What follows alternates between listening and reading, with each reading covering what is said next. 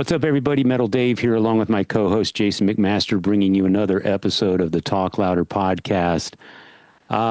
Today, Jason and I wanted to spend some time commemorating and celebrating the late, great Ace Frehley, who passed away this week. Ace needs no introduction, so I won't even give him one, but his impact on rock and roll and guitar players is so immense, I don't even know that you could do it justice in a few words. So we won't even try to do that. I think more than anything, we just wanted to share some thoughts and memories about Ace, because if you know me and Jason, Kiss was the band that burst the dam. And I feel like we're doing a lot of these tribute episodes lately, which is really eye-opening. We are getting to a point. Don't write it off. Don't think this is going to keep happening. So, we're at a point now where a lot of our heroes are at an age where, unfortunately, we're going to start losing them. And Ace, coming on the heels of Ozzy Osbourne, coming on the heels of David Roach, for us these are all just huge losses. They're hitting home, right? Yeah, huge losses. And in the tribute episode we did to Ozzy Osbourne, one of the things that I think made that loss so profound for a lot of people, including us, is the fact that we grew up with Ozzy. Ozzy's been in our lives for as long as we can remember, but I dare say that Ace and Kiss have been in our lives even longer. At least that's the case for me. I mean, pretty much the same time. But we'll get into all of that. I just feel extremely lucky that a lot of people, Ace's family and friends, have been putting these awesome either video or in text tributes to Ace, and I'm grateful that me and Dave have the Talk Louder podcast to express. So today, let's get into it. Ace Frehley on the Talk Louder podcast.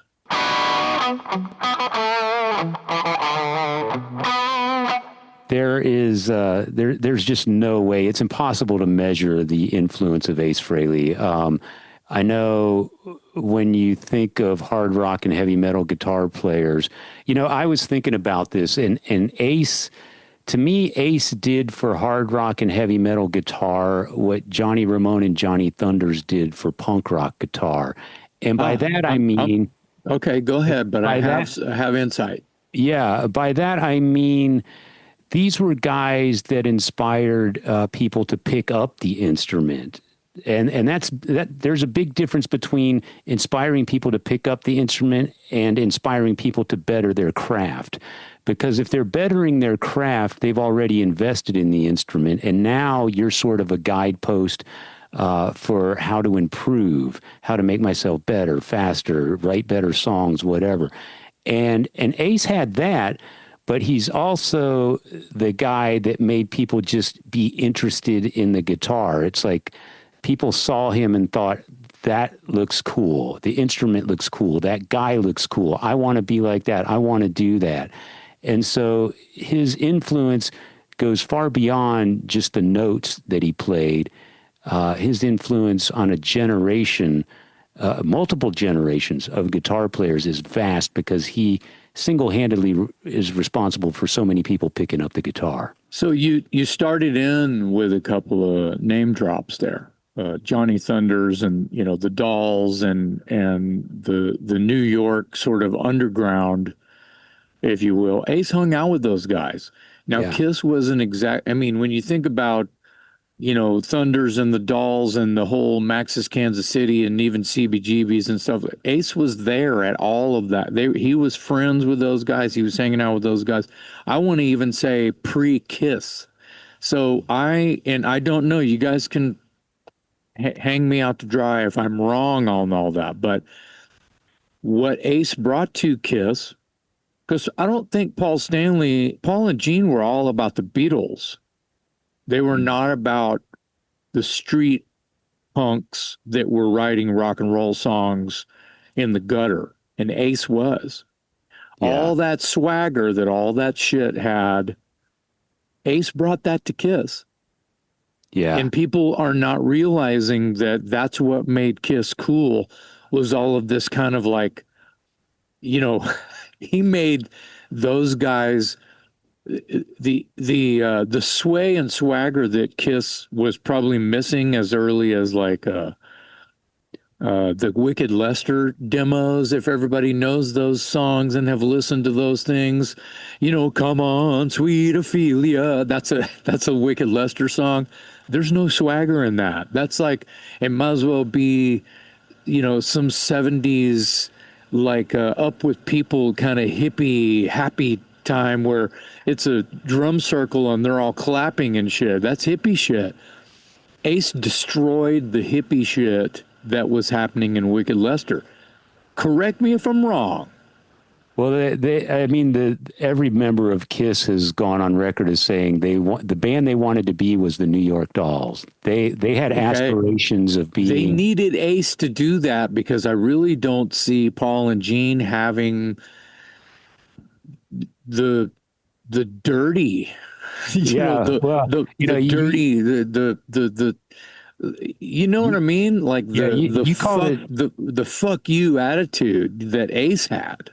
A lot of the tributes that are coming out, and I think what you're saying is, you know, Ace sort of brought the swagger. I like to call it the wobble, because I think he did have swagger, but it was sort of that almost unsteadiness that sort of contributed musically what you're describing. Yeah, sort of and I don't want people who are, and by any means, I'm not trying to put words in anyone's mouth when I say this, because here you go.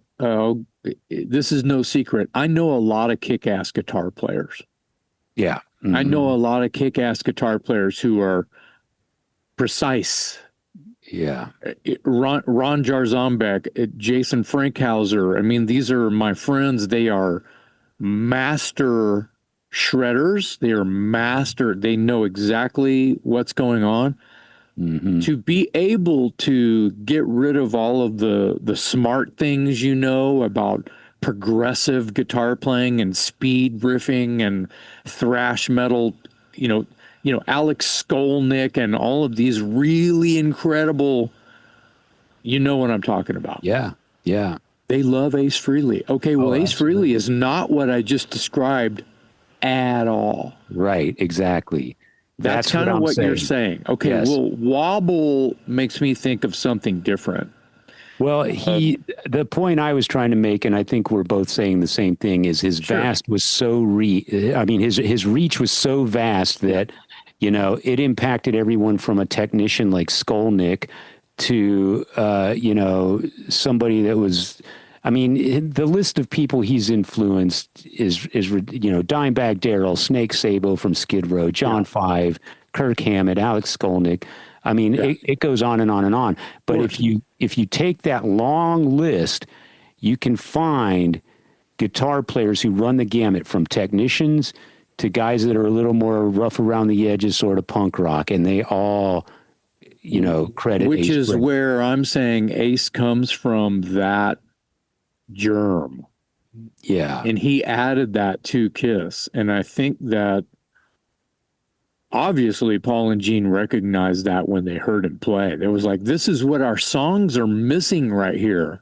This, you know, this, you say wobble, this sort of uncertainty. Right. Yeah. As to where this solo is going. But oh my God, it's so fucking memorable and singable. And it has, you know, really long held out notes, as well as these like fast blasts of, you know, even though he liked to find a lick and repeat it, you know, look at me, look at me, look at me, look at me, me, you know, that's what I like to say when a guitar player is having a moment. I use those words to make you realize that that's what he's doing, is he's making you able to grab on to what he's doing to bring you into the guitar solo via the song that you already love. Yeah. So he's putting, and I heard somebody say this, he's putting a song inside of a song. Yeah. I wish I could remember who said that the other day in a tribute online, but they said something to the effect of, and it's genius. Ace was the guy putting a song inside of a song. Yeah, a lot of people have said that because it's so obvious, Yeah. I mean, his solos are memorable, and as everyone has said over the past few days since he passed, you can hum them, you can sing them, his solos. And the interesting thing is, he said so himself. He was never took a guitar lesson, never trained, and I think that's why his sound is what it is. It's unconventional. He's going by ear. He's going strictly by feel. Right. And whereas Paul and Gene were probably more schooled musicians. Yeah. Do you remember the first time you saw Ace in concert? Let's go down memory lane here. When's the first time you saw him? It wasn't anything memorable. I saw Kiss without Ace first. I saw them too late, so to Same, speak. Yeah. same here. First time And I saw Ace he was already solo. It was he was on a tour with Y&T, Gary Moore, Ace Frehley, and a completely unknown Faster Pussycat. mhm. That was the first time I saw Ace play. Yeah, so it was in the 90s. It's almost not worthy of memory lane. It was way too late. I missed them in their heyday, and I missed a lot of the of all of my favorite bands in their heyday, other than Rush and UFO. Yeah. Did you ever Yeah. meet Ace in any of No, your rock Monsters of Rock cruises or anything like that? no, no. I'm walking a few feet behind him, but no, never got to Yeah. meet him. But Yeah. back to some, tons of rumblings that's still going on right now. I mean, if you open up your phone or your computer, the news Still. everywhere, everyone is still reeling over this, Mhm. and it's completely worthy of Ace breaking the internet, you could probably say. Yeah. It's, of course, the internet is broken because of Ace Frehley right now. Yeah. There's so many great things that have been said, and I'll try not to be long-winded because I want you to express as well. But I was talking to somebody, multiple people. There's a solo, there's a lick that's in the song She, which Mhm. is an early Kiss track. And there's that lick where he goes,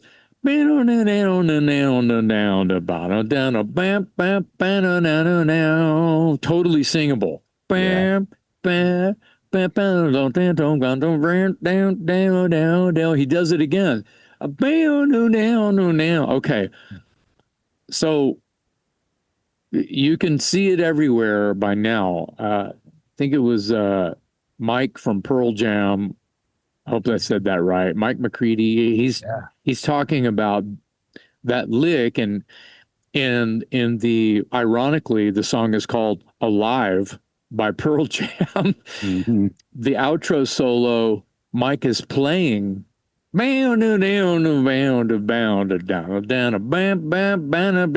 Identical. And Oh, he's wow. telling the story about how he is talking to Gene, and he's saying, "Oh man, Ace is a big influence on me. Just listen to the solo of Alive. Oh, cool. Yeah. Which lick are you talking about?" Gene's interested. And he's going, bound. And Gene's like, "Well, Ace stole that from what's his name? Guitar player for the Doors, Rob Robbie Kriege? Krieger. Robbie Yeah. Krieger." Mhm. And I don't know what Doors song it is, but down, it's fucking in there. Yeah. Oh, you know what it is? I think it's what is it, 5 to 9 or something like that. Can't remember. I'm not a massive Doors fan, but I Yeah. think it's in that song. Yeah. Well, I don't think it's that called 9 to 5. That's Dolly Parton. But it's one of yeah. those, it's one of those cool. It's a great song. I just don't. I'm sorry. I'm not a big giant Doors guy, but I think it's that song, and Doors fans will know exactly what I'm talking about. Go ahead and berate me because I don't know what song it is. I'm sorry. there's more. I swear, and on an early Priest song, I swear it's Glenn Tipton. And I bet Glenn stole it from Robbie Krieger. So you see this cycle. I think Ace's main influences and the reason that he is the guitar player that he is, and the fact that you said he didn't take any lessons, he's self-taught, and he comes from kind of the street gang mentality of hanging out with, punks in the street, and him bringing it into this little bit of more of an organized kind of situation. They fucking needed him. They didn't realize they needed him until they got him. Talking about Kiss, Gene and Paul and Peter. So it's funny that he's self-taught. Well, to me, it's kind of obvious because of the stories that we've heard about this lick that's in She, that's obviously from somewhere else, that he stole it and everyone else is stealing it as well. So it wasn't a new idea because it was so memorable. Pretty much all of Ace's licks, and there's about 6 or 7 licks that are Ace licks, and I can hear them. Someone plays them, I'll go, yeah, that's Ace Frehley. But it's an Ace Frehley lick that he's made it his own, obviously, that he got from Robbie Krieger. He loves Jeff Beck. He loves Jimmy Page. He loves Keith Richards and the Stones and the way they put together their songs. These are all coming from this place that we started this germ, where it's coming from this swagger kind of. It's not about playing fast. It's about serving the song, kind of like a lead singer should be serving the song. Yeah. If someone gives you a track to sing over, you're not going to just scream all over it unless the song is this blasting speed metal song, right? Right. You need to serve the attitude and the emotional values the song is trying to converse with you about. Ace was a perfectionist as far as that kind of shit went. And was he sloppy? I feel like sometimes it comes off like he's sloppy on purpose. You said wobble. Yeah. That fits with what I'm saying when I say sloppy. And, you could say the same thing about Jimmy Page. You could say the same thing about Robbie Krieger. You could say the same thing about all of Ace's guitar heroes. Yeah. They're making this part of the conversation within a piece of art.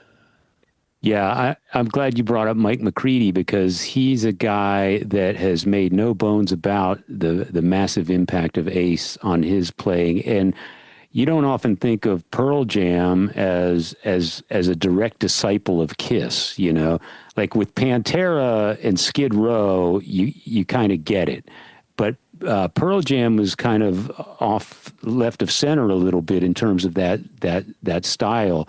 But that just goes to speak to, the far reach of Ace's influence. I mean, everybody that plugged in an electric guitar sometime in the 70s when they were 12, 13, 14 years old, whether they know it or not, they owe a debt to Ace. And I think, like I said, if you look at the long list of players that he's influenced, you'll see a little bit of everybody, You'll see the Mike McCready, and then you'll see the Dimebag Darrell. And let's talk about that real quick. I had a couple of other points I wanted to bring up, but I don't want to be too long-winded here because it is what it is, and he's going to be missed, and he's left a giant hole just knowing that he's not on the earth with us here anymore. As well, his music is never going to fucking die. I don't remember a day without getting up and thinking of a Kiss song and singing a Kiss song while I'm mowing the lawn or whatever. But the point is that I'm going to make here, when you hear a Pantera song, you don't think of Ace Frehley, you don't think of Kiss. When you hear a Daryl Abbott solo, most hardcore metalheads who love Pantera because they're fucking heavy and they thrash and they have this peak and valley. They're super fast and they thrash and there's these burning super dark guitar solos and the riffs are from fucking hell and they could be on a Slayer album or blah blah blah blah blah. And then Daryl lifts up his shirt and he's got a kiss. He's got an Ace Frehley tattoo. Yeah. You see what I'm trying to say? Yeah. It's not obvious until you know a little bit about the man, Right. Daryl Abbott. That what the impact. I mean, that was his guitar hero. That's what I'm saying. Yeah, it was Eddie Van Halen, and it was really three guys. With not to go off on a symposium on Daryl, but it was Ace Frehley, Tony Iommi, and of course Eddie Van Halen. And those three guys shaped him to be the monster guitar player he has always been since birth. I feel like Daryl came out of the womb just being this incredible talent on a guitar. Yeah. But once he shaped his tone and his ears, it was those three guys that really kind of showed him the way. But you know, Ace Frehley you started this whole conversation with the reason for the guitar players that we all know and love cite Ace as a major influence is because of the way he spoke to us with his guitar. Yeah. And, you know, and some of it too is just the way, I mean, he just looked cool, you know? I mean, there's as many people that picked up a guitar after seeing Johnny Thunders, just seeing him, you know? Yeah. And that goes back to that, you know, the swagger or the yeah, wobble. let's not even have that be secondary to the main conversation. The spaceman has always been part of Kiss. Yeah, yeah. You know, the fact that when, you know, other members would join Kiss that were not Peter and Ace, wearing different makeup. Yeah. You know, like the fox and the Ankh or the, you know, warrior. The Egyptian warrior or whatever, with Vinnie Vincent. Well, when they went back to the Catman and the Spaceman. They didn't go back to anything else. And that's not talked about enough. Well, there's a reason why they harken back to that. The Spaceman is because I feel like that's what everyone fell in love with. And it's a part of here, this is going to be weird. The sound of what you're looking at. Yeah. Right. They go hand in hand, and that's the whole thing. That's exactly the whole thing. He was technically proficient enough to recognize how to construct a great solo and follow a melody line and that sort of thing. But he also just looked cool. So he's the full package. Yeah, he's the full package. And well, it's a great character. I mean, I'm probably going to get hung, drawn, and quartered for saying this, but I think Ace came up with that concept, didn't he? Was that Ace's idea to be the spaceman, or was it Gene? Or it was his idea. They all came up with their own individual personas. Yeah. That's great. And that also makes it beyond fucking valid that he created this whole like floaty, kind of funny, not so serious, disconnected kind of thing. And he spoke to us with his guitar that way. Right. I mean, until we got to hear him sing, and it was perfect that it was, you know, Shock Me. And the thing is some of the greatest Ace songs were not sung by Ace. Oh, for sure. Yeah. I mean, it took him till Love Gun to actually do a lead vocal, but prior to that, I mean, he wrote Parasite. He's still writing. Parasite is heavy as fuck. Cold Gin. Yeah, Cold Gin is super fun and about something he knew very much about. Yeah. And exactly. And I feel like him getting over his fear, and I think it was Gene and Paul that were kind of his cheerleaders. They were going, dude, come on, these are your songs. You gotta talk to us. Yeah. The people want to hear your real voice, and it was completely beloved immediately. But I want to mention Strange Ways. Isn't it interesting that Ace is writing all the kick-ass heavy as fuck shit? Yeah. It's in the dark shit. It's fucking Right. cool. It's Yeah. really, really cool. And a lot of people don't realize, and that may have had a bigger, I mean, sure, Gene and Paul wrote plenty of, I mean, Detroit Rock City still is a monster. Yeah. And God of Thunder, written by Paul, is a fucking monster. But you know that's a song that obviously Gene needed to end up singing, and I think originally Paul was like, "It's my song, I'm going to sing it." Hey, hey, buddy, that's I'm the God of Thunder here. Right. You're I Yeah. stole your love. I'm God of Thunder. Right. Aces shock So, me. You know, come on, man. You know, yeah. And Cold Gin. yeah. Well, not lead vocals, but yeah, but that's his They inspirations came they from a different place. sure they had to eventually had to have a meeting and go, okay, guys, we've got Yeah. this has to start making a little bit of sense if we're going to move forward from here. And I think that that's just another moment in the history of Ace and Kiss where he finally found a way to stand up and be Ace Frehley finally. And certainly, I want to say I've even read it, and it's well documented that where Ace like thanks Gene and Paul for being his, and I'm sure Peter was like, "Come on, Ace," you know, pushing Ace the whole time. But I'm sure it was Gene and Paul who were kind of showing him how to harmonize and how to be a lead singer and how to use his voice a little bit more, you know, Well, because you Ace yeah, didn't have to be the best singer in Kiss to right. be Ace Frehley.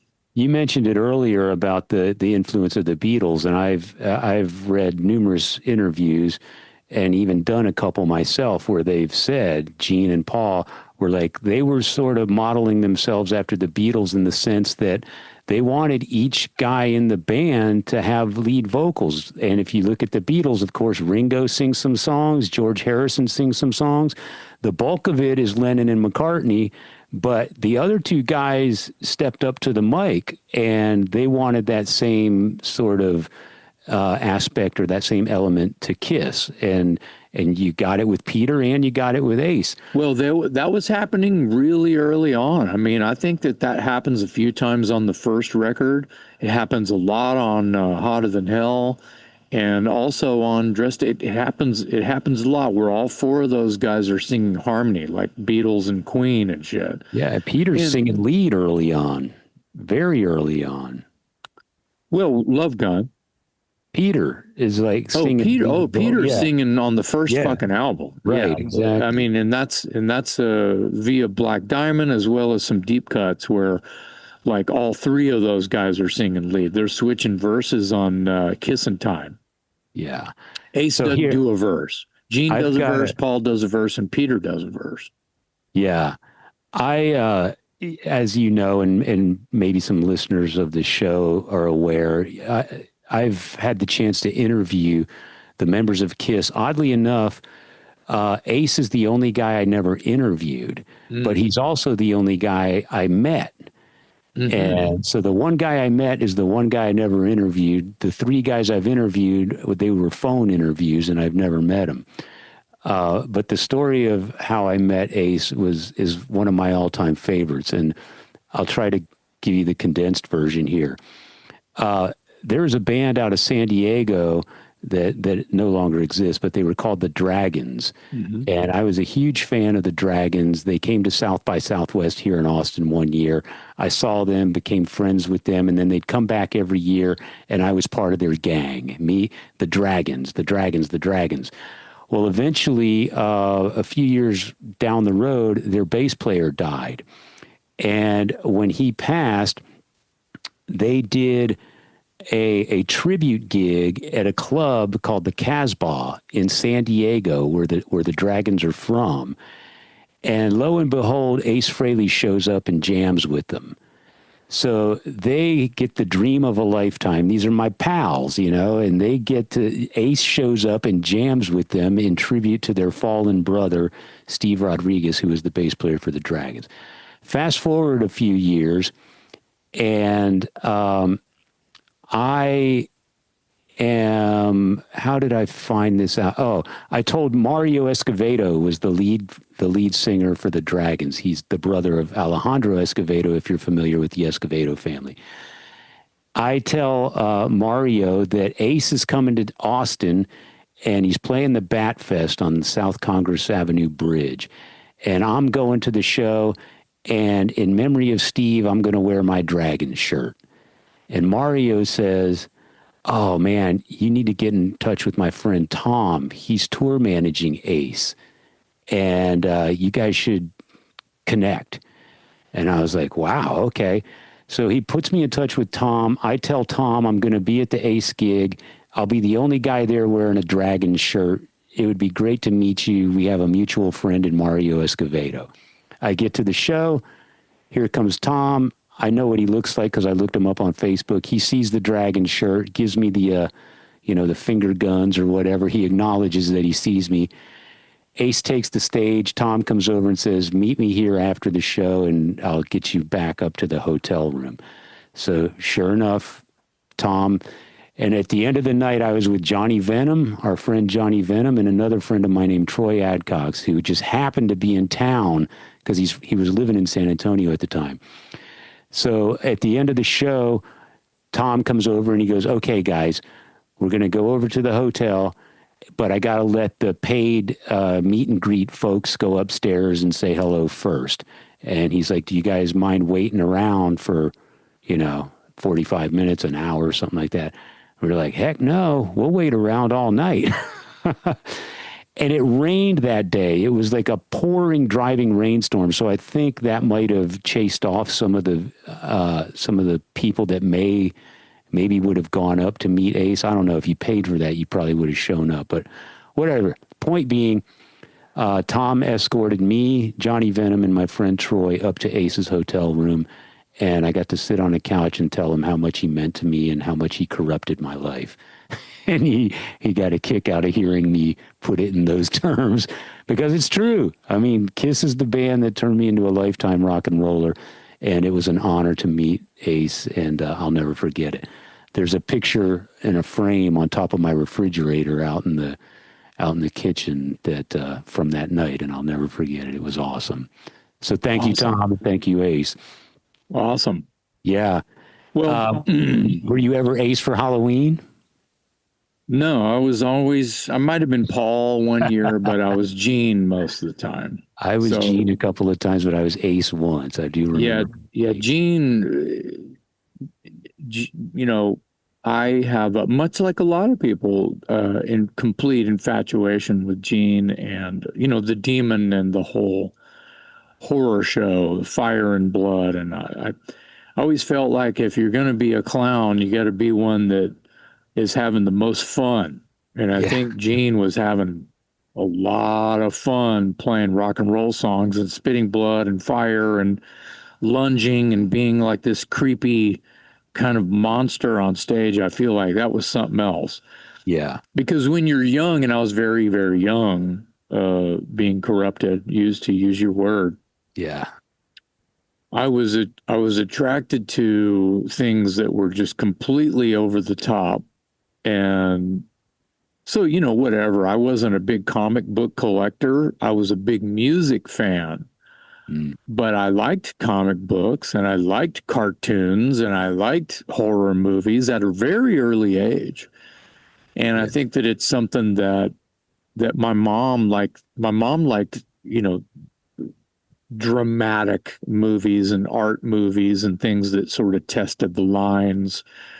A little bit of insight is she took me and my brother Randy to see The Exorcist in the theater, and we were not old enough we should not have fucking been in there.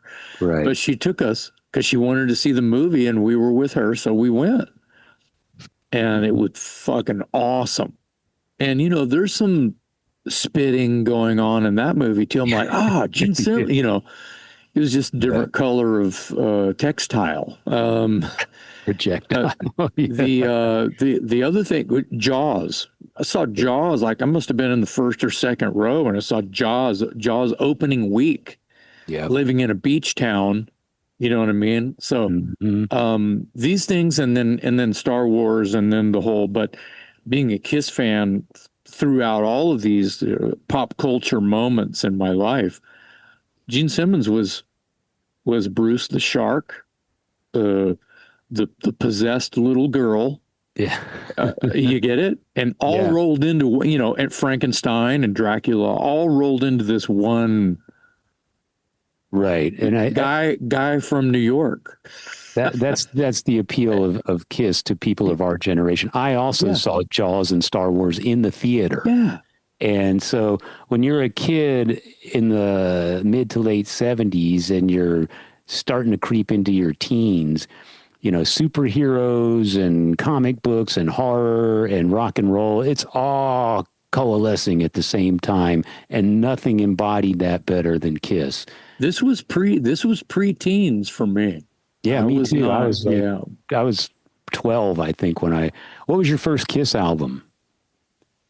That I owned with that Yeah, I basically bought with like right. allowances and pennies I found on the ground, hotter than hell. Mhm. But the story starts, and I've told it 100 times on here, is the neighborhood kids. We all had older brothers. Funny how, only one out of my two older brothers, he may have had one Kiss album. I don't even remember. It was a neighborhood friends. I'm over at their house, and he's like, "Hey, check out this weird band my brother's been listening to." And he pulled out Kiss Alive, and he puts the needle in the groove. And first thing I hear is the audience screaming, "You wanted the best, you got the right." And I'm like, "What the hell is happening right now?" And I grabbed the album cover. I might have ripped it out of his hands, and I just disappeared into it, Yeah. and the rest is history. Yeah. Yeah. I And so remember. I had to go get a Kiss album, and I don't think that they had, I think I got Hotter Than Hell because it's the one that they had in stock. Yeah. And Yeah. I'm like, this is them. This is not the album that I heard earlier this week, but this is them. And so, and that's like a great album, even though they were still kind of figuring it out, I think. There Yeah. were great moments on Hotter Than Hell. I love the whole record, but Yeah. I needed some love and I'm hot like an oven. Yeah. Some mainline Peter Criss Yeah. song. I'm like, Yeah. dude, no, but Soul. yes, but Yeah. no. I remember the first time I heard Kiss, it was the Destroyer cassette. Wow, And yeah, and I had a buddy named Pat Andrews, and his brother, he had three older brothers. He was the youngest of four. yeah, And I remember his brothers were into Leonard Skinner and Peter Frampton and that sort of thing. So one of the older brothers was a member of the Columbia House Record Club or Cassette okay, Club or whatever. yeah, So you know the drill. It was like buy 12 records for a penny or 12 cassettes for a penny. oh yeah, Well, the older brother had 11 and he couldn't come up with a 12th one. So he let his youngest brother, Pat, choose, and he chose Kiss Destroyer. yeah, And I come over to his house one day and he's like, dude, I rolled the dice on this band because of the cover art, but listen to this. And the first thing I heard was Detroit Rock City. And then, yeah, of course, it ends with the car crash. And I was just like, this yeah, whole thing was just the narration at the beginning and the car starting and it's yeah, and yeah, and I'm just like, wow. yeah. And that was it. Yeah, Sold. your mind is blown in media. I want to put a correlation together here real quick. Now, Pink Floyd The Wall was a record from 1979, technically. That's Yeah. only 2, 3, 4 years later, Destroyer 76, right? Yeah. And The Wall is, okay, they're both Bob Ezrin. Yes. They're Uh-huh. both produced by Bob Ezrin, okay? Right. So think about The Wall and all of the drama and the little stories line and people talking and babies crying and gun smoke on in the background and all of these different things that are panned weird and coming at you and weird and these stories within the songs Yeah. that have to do with all of this drama from the war and oppression Mm-hmm. and growing up within all of it, growing around war torn towns and blood everywhere. Well, then you think about Destroyer, which is this sort of comic book storyline, closer to what probably Alice Cooper is trying to do, I was create just these gonna say Bob vignettes Ezrin. kind of things, but it's all Bob Ezrin related. He Right. doesn't get enough credit for the fact that, Welcome to My Nightmare, which is a concept record, question mark? Sure. Yeah. Detroit Rock City, the song, just the way that it sort of has things about it, It's where it has cinematic. a guy, Yeah. you know, it sounds It's like he's washing dishes, listening to the radio, right? And then he gets, everyone knows Detroit Rock City. Come right. on, I'm not Right. alone here. And Right. he's singing a song. He gets in his car, he starts his kick ass car up, and he turns on the radio, and it's the solo for Rock and Roll All Night Party Every Day on the radio, and he's hauling ass, and he's getting in a wreck, or he's Yeah. hauling ass, and then the Detroit Rock City starts, and by the end of it, it's a car crash, la la la.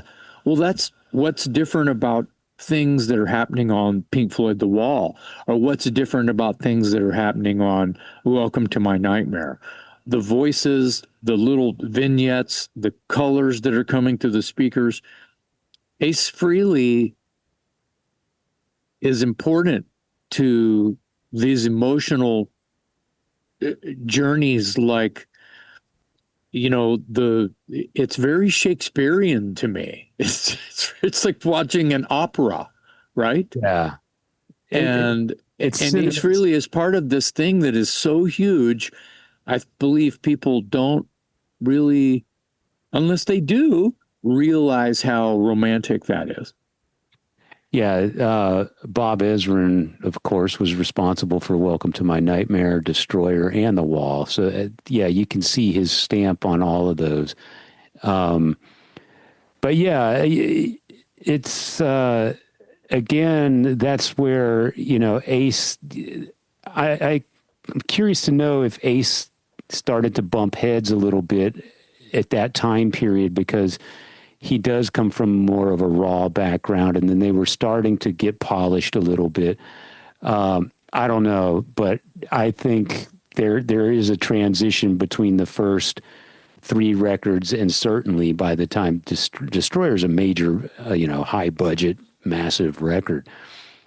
But yeah, and I've been listening lately since Ace's passing to some of his post Kiss recordings, and gotta say, man, I never gave Trouble Walking a fair shake. That's a pretty good record.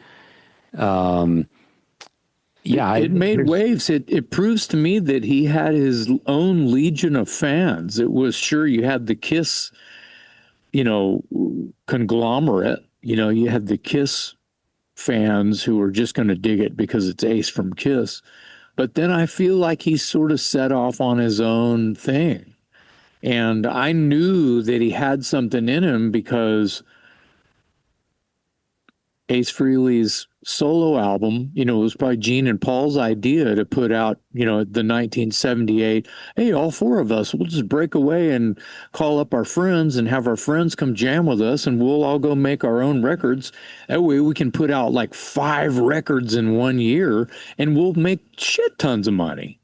yeah. I mean, whether that be the chum in the This water or not, but story I heard is Gene and Paul were trying to placate Ace because it was that time period from Destroyer to Love Gun where yeah. Ace was starting to, and the success of Shock Me. All of a sudden, Ace realizes, maybe I am more of a spotlight attraction than just the guy on guitar. And I think the story goes that their way of keeping him in the band was to allow him to do a solo record. And then, by the way, because we're Kiss, let's all do solo records. Okay. And then the story goes that as, they're closing up that meeting, and Gene and Paul tell Ace, hey, just let us know if you need any help. And then, of course, Ace's record is the most successful of the four. And then if you follow, then comes Dynasty, and Ace has 3 lead vocals on Dynasty. Right. And a heavy hand in the songwriting on that. Yeah, and the album. songs are decent. And Dynasty is a different record in a different time. I mean, that was 78, 79. and they're coming off the cuffs of a huge, Love Gun tour and the solo albums, and they're Yeah. still Alive too. they're still reeling from the release of Alive 2, which is Love Gun, Rock and Roll Over, and what am I missing? Destroyer. Yeah. Hmm. Yeah. So that's a serious trifecta. It's Oh, not even, it's a quad, it's and huge. it's a huge moment. Yeah. And then I think after Dynasty is when, things really started to change. There was some bean counting going on that was probably causing some arguments and some friction and things like that. But Yeah. I'm not going to claim to be a historian. I'm just a fan, Yeah. and I'm gonna miss just knowing that Ace Frehley is just out there on the road, playing his songs that changed the world. Yeah. I thought it was interesting, and this sums it all up in a nutshell. When when the news broke that Ace had passed away, my phone was blowing up. As well. I heard from people I haven't heard from in 25, 30 years Yeah, I because was they were, getting text messages going, so I'm sorry that I don't text you often enough, but you and whoever else is in this mass text are the only people I can talk to about this. Like it was yeah, an immediate emergency therapy meeting. And I yeah, had 50, I didn't look at my phone for like 90 minutes. I had like 50 text messages on there. yeah. I, you know, it was kind of the same thing for me when a member of the Ramones passes away. People text and reach out to me and say, "You're the first person I thought of." That's the hive And mind. That's the power that's, of the whole thing. to me, I think that speaks volumes about my passion for Kiss, because everybody who knows me knows, Yeah. number one, that I'm a music nerd, full on music nerd, but it all started with Kiss. Yeah. And yeah, so yeah, I have one more thing. My buddy Lou Kanalakis is how I say his last name. yeah, Uh, Lou said something just in a post. He said something to the effect of, well, obviously, I've been in denial my entire life, thinking that my hero, Ace Frehley, is going to live for is this, of course it's inevitable. We're all mortals. right. But obviously he was confessing that in his he was confessing to have, obviously I have a very small mind because I was not, there's no way for me to prepare for Ace Frehley to not be walking the earth. Like Yeah, he was confessing like this big deal, like I'm in denial. I'm not ready for this. I'm going to be fucked up for a long time because this can't be real. My mind won't let it be real. yeah. It's because we initially embraced Kiss as superheroes, larger than life. I mean, people like that aren't human, you know. Yeah. So why, it's all part of the buy-in. When you were exposed to Kiss, you bought into it hook, line, and sinker. And you remember back in the day, you didn't even see a photo of them with their faces uncovered. So there's Right. all of this mystery. I mean, you were convinced from day one that Kiss was something besides a normal person walking the street. It's the Superman Santa Claus. Yeah, exactly. It's the Superman Santa Claus, right? Yeah. Well, obviously, Superman is not real, and obviously, it's your parents, delivering the presents for the children's and blah blah blah, and everyone needs to just know the right message. Well, Ace Hmm. Frehley and Kiss, it's the same message, Yeah. Larger than except life, as Chris Martin except said. they're mortals. Yeah.